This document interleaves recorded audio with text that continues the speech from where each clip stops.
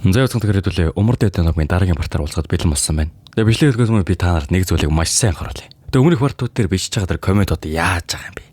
Албатай юм шиг орж ирсэн хүн хараагаад их юм. Дараагийн парт яава пэймэн за юм уу хөө борхон бодтаа байна. Тийм болохоор коммент бичгтээ сайн анхаарад хараал мараал юуг багасгаад дайлуулж жоохон бичлэгтэйгээ холбоотой коммент бичгийг оролдоорой. Тэгээд банда явчих штэ. Тэгээ асуудал байхгүй. Тэгээ дахиж тэр дараагийн партаа нэгсэн нэхээгүй ахиж манаас уг чамд харагдахгүй. Окей.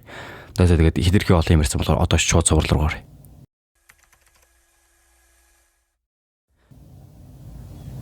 За өнөх хүртэл манай мандагчаа хөглөө холбооны хидтэй бал болцаа дуустдаг та. Тэгээд тэндээс өргөжлүүлцгээе. Нөгөө далдагнаад хамгийн түрүүнд дайрдаг том удам суудрын хүүхэд гэдээсэн хүн нь одоо газар хөвтөж байдаг. Харин нөгөөдөл нь үүнд нэлээд гайхацсан. Нөгөө баг тэнгэрийн нэг чинь манай хүн рүү дайрдаг боловч харамсалтай нь юу ч болохгүй. Амар хаан гихчин түүнийг шаргатуулаад амждаг. Ардаас нөгөө том удам судрын гэдээсэн хүүхдэн дайрдаг боловч манай мандах зүгээр түүний сэлмийг нь хуглаад хоолоонд нь сэлмээ туулгаад за харж байгаа үз та нар бол үнэхээр надтай хавдахгүй гэсэн мессежийг нөгөөдөлд нөгнөө. Үүнийг харсан нөгөөдөл чинь тэгээд перпаргаг гүйдэг боловч тэр дунд нь ганц зогсож байгаа хүн нь өөнөг шонхорчно. Хөөх юмтай өмдөндөө шээс дусаа шахам хөдөлж чадахгүй. Мандах яг элдээс авах гэхт нь хөөр хичээсэг царайлал. Тэр над руу тарих гээгүй юм уу? Тэр ээлдээ хойндоо хийж гисэн юм уу? Тэгээ одоо зураглаар харагдаж байгаа шлэнд нэрнгээс л өмдөндөө шээдсэн байж таарна. Мандах яг үгээ намтай хөө юм болохоор үүнийг нь хараад эргээд явах та. Би төв тэнгэрлэг нэглийн нутаг дээр байгаа болохоор хүний яам авахын шийдэл хүлээх хэрэг гэдгийг та нар мэдэх байх. Тэгэхээр бид өнөөдөр хангалттай хэрэг дээрсэн болохоор би ингэ явлаа. Та нар ч бас энэ хэргийг чимээг өнгөрнө гэж найдаж байна. Хийх гэж ирсэн ажлаа хийцгээе. Гэхдээ та нар миний үгийг тоохгүй бол би та нарыг эргэлзэхгүй ална шүү. Энийг санаж яваарай. Зурглал сумыг нь дасгал хийж явах үеэр шилжнэ. Тэгснэ манай мантах руу харснаа. Харсан уу мантах. Би удахгүй чамаа гүйтэн гэснэ айхтар инээж минийг л. Үүнийг манай мантах болон эрдэнэт нь тоосон юм байхгүй урд өвшөний болсон явдлын талаар ярилцаад байж байдаг. Энийг нь сонсон өнөөх эрдэмтэн юу гэж хэлдэг вэ гэхлээр ихтэй чи хитрхээ нөгөөдөл өрөвдөж болохгүй шүү. Хэрвээ тэгэх юм бол яг л миний өмнөх хийсэн алдаа шиг зүйл болно. Тийм болохоор зүгээр тэр доор нь өөрийгөө хин гэдгийг мэдрүүлэх хэрэгтэй гэдэг зөвлөгөө өгнө. Тэгсэн яран дундаа гентэл нэг сайхан санаа төрлөө. Чи надтай нэг газар руу явах хэрэгтэй байна гэж хэлдэг. Зураглал тамгын газар руу шилжинэ. Энэ газарт нь хуу холбоомын хүмүүс ирдэг бөгөөд та нар эндээ байж бай. Бурхан минь хуу холбоомын чилсэн настан манай тамгын газарт ирэх гэж сүүлийн үед ажил ихтэй байгаа болохоор хүлээ авч чадаагүй минь өршөөгөөрэй. Санаа зовх хэрэггүй те. Их хүчтэй хамт их хариуцлага ирдэг. Би Квансадыг зайгүй хүн гэдгийг сайн мэдж байна. За тэгэхээр энэ хуу холбоомын настан ирсэн хүн хэн бэ гэхлээр төв тэнгэрлэг нэгдлийн сайд Квандэсү. Тэр төв тэнгэрлэг нэгдлийн дотоод асуудлыг хянаж зохицуулдаг сайд. Үүнээсээ болоод төв тэнгэрлэг нэгдлийн ирээдүйд маш өндөр нөлөөтэй байдаг учраас Морем ертөнцийн хамгийн чухал хүний нэг болсон. За тэгэхээр одоо энэ хуу холбоомын настан ямар шалтгаанаар ирсэн бэ гэхлээр өнөөх хоёр шаваа алдсан тэр шалтгаан буюу хоёр толгойд чөтгөрийн шивэстэй бүлэгмийг олоход минь туслаач гэж хэлдэг. Харин сайд үнд нь юу гэж хэлдэг вэ гэхлээр үүнийг хурдан шиг шийдмээр байгаа ч гэсэн харамсалтай нь аниргүй шөнийг ялахын тулд хамаг хүчээ тэнцээд ажиллаж байгаа. Би таны хүсэлтийг 9 тэнгэрт уламжилж өгье гэж хэлдэг. Харин нөгөөдөл манай мантуулын эрдэмтэн хаашаа явсан байдаг вэ гэхлээр нэг номын түрээдэр ч гэсэн эрдэмтэн чинь нэг хүнтэй яриад байгаа бололтой. Ямар ч тааш түүнээс надад 3 зүйл хэрэгтэй. Нэг туу баймужи стратегийн газрын зураг, 2 төв тэнгэрлэг нэгдлийн их зураг, эцэст нь умардын тэнгэрлэг бүлэгмийн талаар чухал мэдээллүүд. Зураглал сүнсэн алуурчин бүлэм рүү шилжинэ. Энэ ч юу болж байгаа вэ гэхээр өнөөх шонхорч нь одоо эдний толгойлогчт нь умардын илдийг алаа гэж хөлсөлж байж таардна. Энэ одоо тэгээд зүгээр ялагдлаа хүлээжгүй үнэн балаа нөхөр юм аа. Харин манай нөгөө хоёр болохоор хаан нэрсэн байдаг вэ гэхээр Жандесо гэх хан жингуулын найзын нэрсэн байж таарна. Одоо энэ Жандесо гэдэг нөхөр нь өвөг дээдсээс уламжлагдаж ирсэн маш олон номын сангийн эзэн. Одоо энэ дугаан номнууд нь бүгд 200 гаруй жилийн түүхийг агуулсан хамгал эрдэмтний орохыг хүсдэг газар. Тэгээ хан жингуул гэдэг одоо энэ галзуу эрдэмтэн чинь багаасаа энчээ сурж байсан болохоор одоогийн эрдэмтний хэмжээтэй маш олон мэдлэгийг энчээс хурааж авсан байж таарна. Лэ найз нэгэдэга жан дэсэн хүртэл яг л ханчин уултай адилхан эрдэмтний хэмжээтэй ухаалаг хүн байж таарнаа. Дэгсэн мань хоёр энэ номын санда бүхэлдэн өнөөх 3 зүйлээ мэдхийн тулд 3 хонсон байж таардгийг. Тэгээ яг манай хоёрыг найз нь гаргаж өгөхтөн чи хинтээ яваад байгаа юм бэ гэхдээ умар дийлд гэж хэлдэг. Умар дийлдгийг нэрийг нь сонсон нөгөө найз нь бүр шоконд орноо. Харин ханчин бол юу гэж хэлдэг вэ гэхээр чи багасаа л эрдэм ном хөөсөн. Гэхдээ өөрийнхөө мөрөөлөг дагалгүй зүгээр л эрдэм ном сурахын тулд энэ ч үлдсэн мэт. Харин би өөрийнхөө мөрөөлөөр явж байна. Би чамааг бидэнтэй нэгдэж хүчлэхгүй. Гэхдээ чи сайн модод үзээрэй. Ер нь л бидэнтэй нэгдвэл чамд зохин шүү гэдэг мессежийг өгдөг. Зураглал цэцгийг өнөөх 8-тай хоод идэж байх үеэр шилж нэ. Нэгсэн манай цэцгийн алдаг нөгөө алуурчдын ах нь манай цэцгтэр хурж ирсэн ээ. Эдсэн чамааг аллаа мөглөгч юм байна. Чи миний дүүнэрийг алчхаад зүгээр ингээд хоол өдөө сууж байдаг юм уу? Харин нөгөө 8-тай нэг нь болохоор уучлаарай та хүн андуурсан юм бол та гихтэн цэцгийг ажиглаасан. Тэгэхээр чи тэр хөгийн навчдын нэг нь байх. Та нар бусдын ямиг юм чинь тоодоггүй байж ах トゥ усийнхээ ямиг үнэлэх хэрэг чамд байгаа мó? Гэхдээ энийг сонсон нөгөөдөг чинь шууд галзуураад би заавалч маа түндэрхүү гişээг авах болно гэд яг дараагт нь гадаа нь күнлүүн бүлгэмийнх нь хүмүүс хүрээд ирчихсэн байдаг. Одоо нь күнлүүн бүлгэмийнх нь чинь нөгөө энэ эдийг нь араас явуулсан бүлгэм штэ. Тэгсэн энэ хитэн дүүнэрийнх нь толгойг аваа явж байгаад нь өнөөх чинь уг нь би энэ өлөгчөнгөөс дүүнэрийнх нь цусыг үнэрлсэн байтал яахлаараа та нарч явж байдаг юм. Би та нарыг бүгдийг чинь ална гэд айхтар том тесрэлт буюу нэг дайралтанд нь өнөөх манай хүнтэй хамт явж байсан 8-ч нь цэцгийг хамгаалахад өртчихсэн байдаг. Энэ төр зурглыг харсан цэцгээ хальтхан мандахын дурсамж орж ирнэ. Тэгсэн гинтэл тэнд байсан хүмүүс нь гайхалд орно. Учир нь зурглаар харагдаж байгаачлан цэцгээ хувирчихсан байдаг. Тэгсний өнөө ах рууна. Чи бол миний хувьд зүгээр л нэг шавж. Гисний толгойг нүдэрмхэн зуртал завчна. Үүнийг харсан нөгөө күнлэн үлгэмийнх нь энэ дайралтай. Тэр яг л өмнөх дүүнрэг наасан дайралтай адилхан дайралтаар түүнийг хороочихлоо. Гэхдээ энэ цагаан ус хүүтэн гарц. Арай тэр аниргүй шүний цагаан шөнийн шулуун юм шиг үсттэй. Гэж туссан зэрэгцээд цэцгээ нөгөө завдууд дээр чинь очингуудаа чиний харж байгаачлаа би тэр залууг амархан гişэн зөцүүлж чадсан. Гэж хэрэгтэн зэрэгцээд өнөөх залуу нь тэнгэрийн орноор халиад өгнө. Бас л энэ дүр зураг нь яг л мантайг саргадуулаад цэцгээ дотроо одохдоо чи хий юм бэ? Яхлаар дандаа надад бодогдож байдаг юм. Үн хэрэг толгой өвдөж байна. Удалгүй цэцгийг хөөе цагаан шулуун. Шулуун гинэ. Энэ дөрвөн ах トゥ ус маш олон босромог зүйл хийсэн. Тиймээс тэд күнлэн бүлгмийн тэнгэрийн гисгэлийг хүртэх ёстой байсан.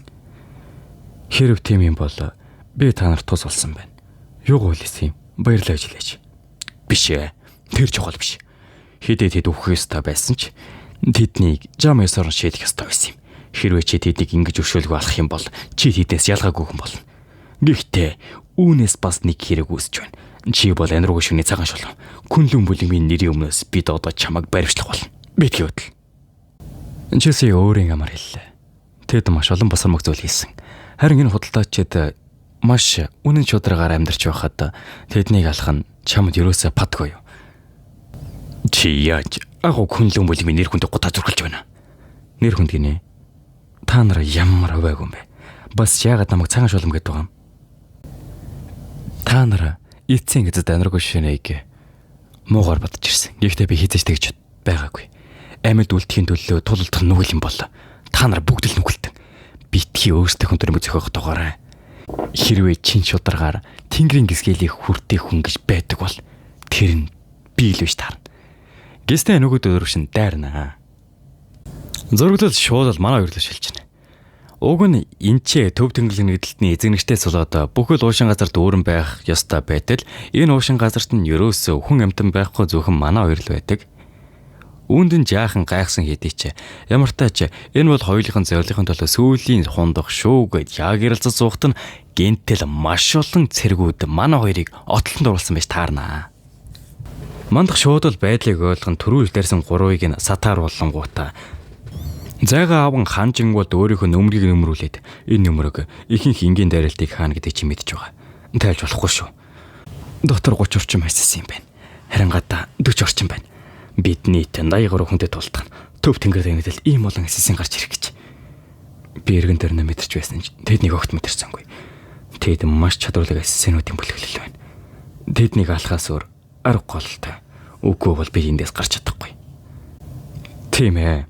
Төв тэнгэр дэгнэдлийн хүн алах тухай хууль одоо чухал биш. Бид эндээс амьд гарах нь хамгийн чухал.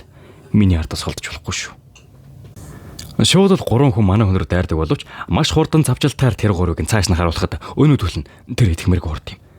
Цайлын өндөр байсанд гайх зүйл алга. Гэхдээ тэр ганцаараа бас ардаа хүн хамгаалж байна. Тэр одоо гинжлэгцэн арга тал гэсэн үг. Хурдгаж түүнийг алгаад бөөндөө дайрдаг боловч манай хүн нэг нэгээр нь тэдний толгойг тастан цөөлж хэлнэ. Галзуу хурд юм аа. Ингээд ардаас нэг нөхөр нь дайрахтаа манай мандахын нэг дайралтыг нь хааснаа. Та нар харсан уу? Харсан биз дээ. Одоо бидний боломж хурдан дайр гэсэн боловч элтнийхийн хуугаар нөгөөдгөө чинь хүзүүг нь хугц өгнө. Хэдий цөөлж амцсан ч гэсэн хидэрхий олон учраас манай хоёр удалгүй арагшаа ухарсаар боломж хагагдаж орхино. Үүнийг нь харсан эрдэмтэн мандах. Тэр надаас болоод бүх үжийг гаргаж чадахгүй байна. Би хийсвэр дүрсээ ашиглаад түн туслах хэрэгтэй. Гэхдээ би бүх үжийг гаргахын тулд эхлээд байгалийн энергийн урсгалыг олох хэрэгтэй. Бас үнийг ажиллах тохирох хэрэгсэл болох хэрэгтэй байна. Гэхдээ энэ нөхцөл байдал бол байрлалаа эслэгч хийцээ. Ямар ч бэлтгэлгүй хийсвэр дүрс ашиглаж чадах хүн бол зөвхөн баруун хаалга гэр бүлийн Сян Мунхва. Хэрвээ би зөв санаж байгаа бол баруун хаалганы хээр өнч бас бараг чадж байсан. Гэхдээ тэр өвгийнхэн дээр өрдвөл яадмаг болбор. Навш гэж би яагаад тэр баруун хаалга гэр бүлийн нуртуудыг бодоод байна. Энийг ашиглах хитрхи хийст байгаа юмсан. Харин нөгөө тал нөгөөдөл нь байдаг чадлаараа манай хүн рүү ээл дараалан дайрна. Боцноос олсон байна. Баригдмал зайтай хүн хамгаалж ийм олон хүний дайралтыг хаах боцноос гэсэн. Тэднийг нэг дайралтаар дуусгахад үцхөө. Ихтэй энэ уушин газрын багнууд хоорондоо их ойрхон байсан. Би энэ уушин газрын бүгд нутгаж өрөх болно. Бас гадаа ихээд хүмүүс байгаа. Би тэднийг ямар нэг арга зайлсхийдэж байгааг мэдэхгүй ч. Бас би гişж дуусаагүй байхдаа янтал манай мандахын мөрийг зогоодохдаг. Саяны сэлмэн манай мандахын мөрийг ханны цаанаас зоожгсан байх бөгөөд хан хүртэл аюултай юм байна гэдэг ханаас жаахан зайтай тулдгаар шийднэ. Хэдий зайтай тулдсан ч гэсэн нөгөөдөл нь харин ч бүр бүслээд идэг бөгөөд өөрийг нь ойлгосон эрдэмтэн манай мандахт нугата чи намайг гэрөөс хамгаалах шаардлага байхгүй. Зүгээр яагаад өөрийнхөө хамаг шалаар эдэндээ тулдаж болохгүй гэж надад ерөөсөө санаа зовх хэрэггүй. Манай мандах ч гэсэн за байдал биш тул угаасаа хамаг хүчрээ дайраа да. Гэхдээ гентэл дээвэр дээрээс нэг хүн орж ирснээр манай хоёрыг хамгаалан тулддаг. Юу? Энэ одоо хэн бэ? Тэгсэн ард нь маш олон цэргүүд энэ хідэн дайраад байсан хүмүүсийг нь бүсэлж гисэн байх бөгөөд нөгөөдөлийг нэг нэгээр нь цааш нь харуулж баривчлахыг нь баривчилж эхэлнэ. Мандах яг хин гэдэгт нь гайхаж байхад нь өөршөөрөө намайг дагаж байсан хүмүүсээс салах гээд удажглаа эцэнтэй. Гişэлсэн хүн нь бадрал байж таарна. Мандах шууд л бадралыг харангуйтаа хөөх бадрал байна. Та их том болж залуу эзэнтэй. Та үнэхээр гайхалтай дайчин болсон байна. Үнэндээ би хар цараар дамжуулан чамтай холбоотой хичээж байгаа. Тэгэхээр тэр та байж эзэнтэй. Хэдэн өдрийн өмнө сэжиг бүх хүн надтай холбогдсон. Тэр хараас сарих байсан бол л та. Одоогор намайг маш олон талаас ажиглаж байгаа. Одоо би төв тэнгэрийн нэгдлийн тагнуулын албаны удирдагч болсон. Тэгээд л би тань дээр эрт тарч чадаагүй минь өшөөгөр эзэнтэй. Өөрчлөх хэрэггүй дээ. Энэ олон жилийн дараа намайг мартаагүй байгаад ч үнэхээр баяртай байна. Таныг ямар их зовлон тулсыг би төсөөлж чадахгүй. Бодвол ажигланд байгаа ч хүртэл надаас л болсон байлгүй дээ. Үгүй эзэнтэй. Би л тань талрах хэрэгтэй. Хэрвээ та намайг чиглүүлээгүй бол би цөхрөлд автсан байх байсан. Та намайг харин ч аварсан шүү дээ. Би таны талаарх бүх мэдээллийг цуглуулах гэж хичээсэн эзэнтэй. Ийхтэй шилдэг алуурчдын айран төв тэнгэрийн нэгдийн нутаг дээр гарч ирсэн гэж хэн санах вэ? Тэгвэл манай мандах ханжин бол Бадрал хоёрыг хоорондоо танилцуулаад харин Бадрал юутаж та хоёр эндээс хурдхан шиг явах хэрэгтэй.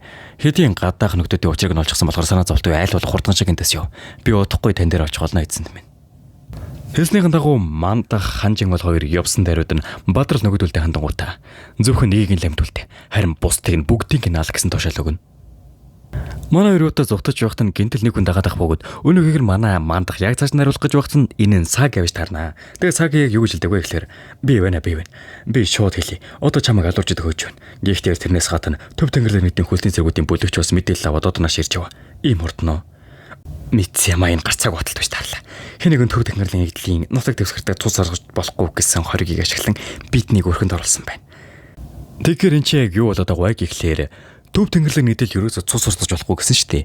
Харин тэр зүйлийг нь ашиглангуудаа манай мандгаар саяны хэдэн цэргүүдийг алуулаад төв технологийн нэгдлийн нөгөө цэргүүдийг нь манай мандгийн хойноос чи цус урсгалаа чамайг баривчлаа гэх маягаар одоо явуулж байгаа гэсэн үг байхгүй юу?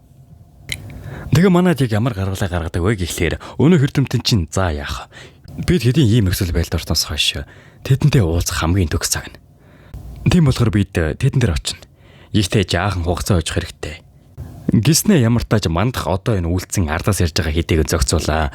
Бид хоёр гай болохгүйгээр зүгээр ч ам зай давж өгөө гэснээр саагийн болон ханжин бол хоёр энэ газараас нь яваад өгнө. Харин үйлцэн хойгор нь манай мандах өөрийнхөө бүх хүчийг гаргахаар нөгөө хэдэн ардаас нь явж байгаа алуурчтай нүр тулнаа. Тэдэрлээ. Бадрал зүгээр л гэж найдаа. Саагийн 3 над эрдэнтэн хоёр эндээс холцсон байх хэвээр. Ийгтэй би яг ч итгэлтэй биш байгаа болохоор тэднийг таарааж болохгүй. Тэдний анхаарлыг өөртөө татах хэрэгтэй. Одоо энэ бол задгаалалбай. Бас би хэнийг ч хамгаалах шаардлагагүй. Би зөвхөн толоонд төвлөрч болно. Та нарыг хэн явуулсныг надад хэлээд өгөх сайхан сэтгэлтэй хүн байхгүй биз? Хэрв тийм бол ингээд дуусгая. Гиснэ одоо зураг дээр харагдаж байгаа ажлын ердөө ганцхан дарайл дээр маш олон цэргүүдийг нүдэр эмхэн зууртал толгойг нь авна. Тэгснэ өргөжүүлэн хідэн цэргүүд рүү нээж дараалан дайрах бөгөөд новш гэж тэр яагаад юм хурд юм? Гэвшил дуусаагүй байсан зэргийг нь хүртэл толгойг нь аваад уушин газар руу явуулсан 80 хүнээс зөвхөн 27 он л түүний хөөж ирсэн гэж юу? Тэр биднийг бүгдийг нь алж хад бидний хүлээж өгсөн байх нэ. Ийм байх боломжгүй. Тэр бол ердөө ил татгсан чөтгөр. Энэ байдлаараа тэр сүнсэн алуурчин бүлэгмийг ганцаараа хятгана. Бидэнд ердөө ганцхан боломж хэрэгтэй гэснэ. Өөхөө дөгөөчтэй хараал эдэмрэм гээд бүгд манай хүн рүү зэрэг дайрнаа. Харин манай мандах маш тайвнаар. Омрдын тэнгэрийн бэхлэлт. Гиснэ нөгөөдөлөг чинь нүдрэмгийн зуртал хоолойг нь цавжиж орхино. Хамгийн сүүлд үлдсэн нэг нь бодохдоо новш гэж бид нэр бүгд дээр хэд боллаа. Тэр үед тэр хараад идсэн чонхорыг өөрийг нь алчдаг байж л тээ. Мандах шууд л очиод хамгийн сүүлийн хүнийг наснаар нөгөө сүнсэн алуурчин бүлэм гэдээсэн бүлэмийг нь манай мандах бүгдийг нь хятаж орхино. Удалгүй төв тэнгэрлэг нэгдлийн хүмүүс нь яг энэ газарт нь хурж ирж таарна. Харал эцэн өвчвөл. Тэд биднийг галзуу халуурчинтай тулгарна гэж хэлээг үсттэй. Гэт манай мандахыс жаахан айж орхино. Одоо яалтчгүй урд нь маш олон зэргүүдийг ганцаараа хятадсан нэг галзуу нөхөр урдан суугаад байна штэ. Бид бол төв тэнгэрлэг нэгдлийн дайчд. Чи одоо манай газар нутаг дээр байна. Төв тэнгэрлэг нэгдэл дээр хүний аим хороох нь 20 төдөл гэж мэдээгүй юу? Одоохон бууч өг. Гэгтэн мандах шууд л өөрийнхөө хоёр гарыг өргөхтөн нөгөө захирч явсан хүн нь үүнд нийлэн гайхна. Тэр нэрнгээсээ зөвхөр бууж өгнө гэж юу.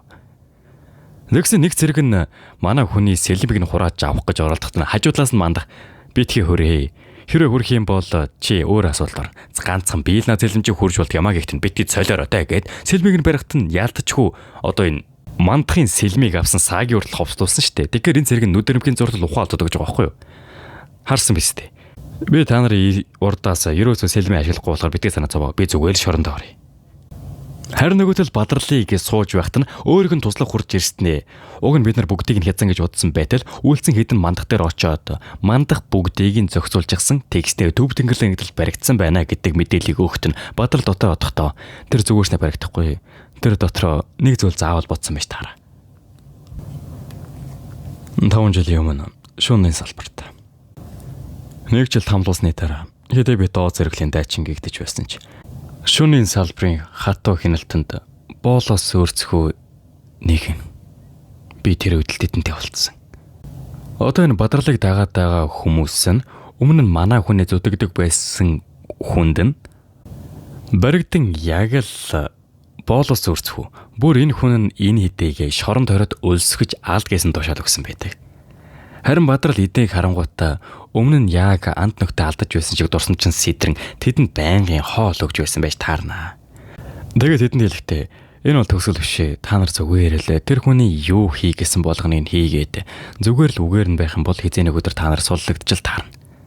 Удалгүй харин манай бадрал энэ зүтгэж байсан хүний хэтгэлийг нь олон одоогийн ялбан тушаал дээр ирэх үед нь энэ хийдэн боолууд нь Яг Бадралын хэлсэн зүйлийн дагуу амьд гарч ирч чадсан байдаг. Тэнгүүтээ шууд л Бадрал дээр хурж ирэн өөрийн үнэнч байдлаа андгаалаад одоогийн энэ үнэнч туслахнууд нь олдсон байж таарна. Угаасаа манай Бадрал чинь яг ихэнд харагдсан чинь нилээн тийм өгөөмөр хүн штэ. Аха үгүй өдөртөгч. Ямар нэг зүйл хэрэгтэй бол надад хэлээж ингээд хараад ухарж яхаа амар юм аа. Юу ч штэ. Сайн ажиллаа. Бусадтайгаа хамт жаахан амарч. Баярлалаа. Та бидэнтэй хамт хоол идэх юм өдөртөгч. Би ч чадахгүй гэж айж байна. Надад өөр хийх ёстой зүйл байгаа л та.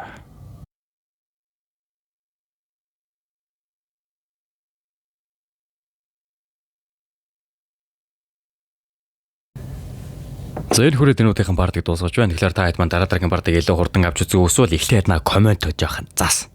Тэгвэл одоо бүр алах гээд байгаа байхгүй бүр үнэхээр дарамт байна. Би одоо барыг шантарч байна. Тэгээд баг. Тэгээ энэ маас яах вэ тэгэхэд. Лайка сайн дээр. Тэгээ одоо subscribe хийж амжаагүй. Одоо бүр ингээд subscribe хийгээгүй дуустал нь үдцсэн байгаа хүн байвал одоо ичээрээ миний хөө. Subscribe заавал дараарай заа юу. За тэгээ манай subscribe дарсан хэдэнд лайка дараарай. Тэгээ дараагийн бартаар уулзлаа. Тэр баяртай.